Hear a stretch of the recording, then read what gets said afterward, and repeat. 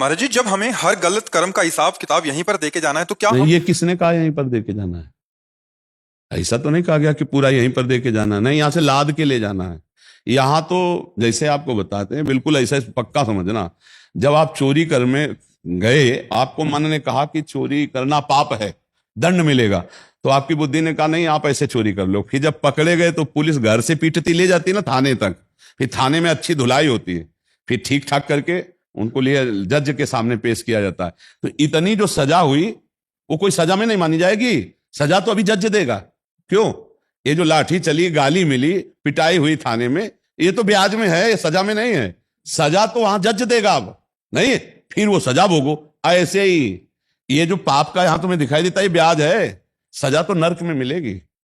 इसीलिए यही डर ही डर हरिवंश हित, जिनो भ्रमय गुण सलिल पर, जी नामन मंगल लोक त्यों सुहरि पद भजो न विलंब कर। इसीलिए कहते हैं नाम जप कर लो। गलती सबसे हो जाती है, नाम जब गलती मिटा देगा, पाप को नष्ट कर देगा। और नियम लो कि जिन पापों से हमारा मन मलिन हुआ, वो मैं दोबारा कभी पाप नहीं करूंगा। और नाम जप करोगे तो सारे पाप नष्ट हो जाएंगे। सच्ची मानना। देखो, जैसे कहते हैं शरीर तो यहीं छूट जाता है, फिर दंड किसको मिलता है? तो शरीर तो स्वप्न में भी यहीं पड़ा सैया में होता है। और जब स्वप्न में थप्पड़ और डंडा चलते तो चीख पड़ते हैं लोग, नहीं चीख पड़ते? और ना कोई डंडा होता है, ना कोई पिटाई होती है। और बोले क्या है, क्या हुआ? अरे बोले यार स्वप्न देख रहे थे। नहीं, शरीर तो यही था सैया पे, और पिटाई किसकी हो रही थी? तुम्हारी हो रही थी।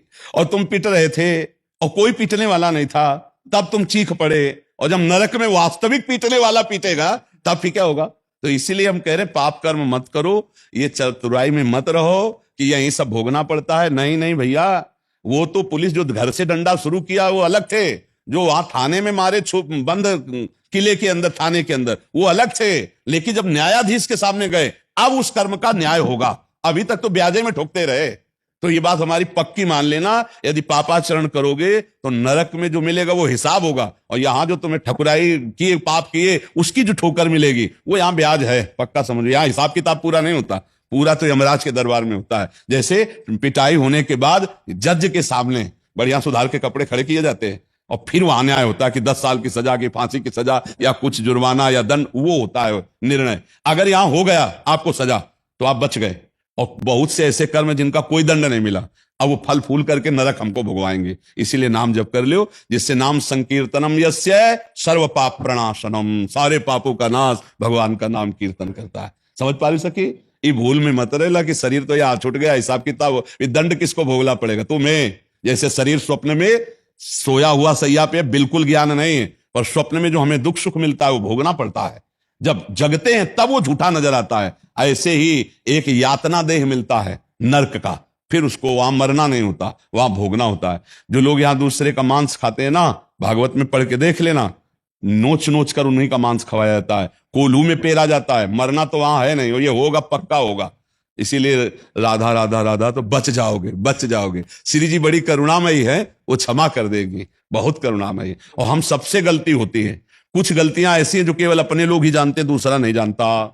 ना उनका दंड मिला है और ना प्रायश्चित हुआ है, वो जमा है, उनको भोगना पड़ेगा। इसीलिए नाम जप कर लो, उनको भस्म कर दो।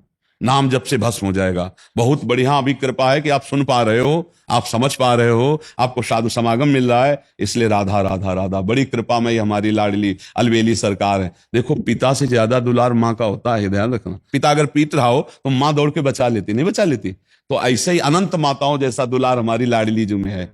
इसीलिए मतलब हमको राधा राधा राधा राधा राधा राधा जब पुकारा तो लालजू भी प्रसन्न और लाडली जू भी प्रसन्न। इसीलिए सर्वसारम वृंदावन वासियों का राधा राधा राधा राधा।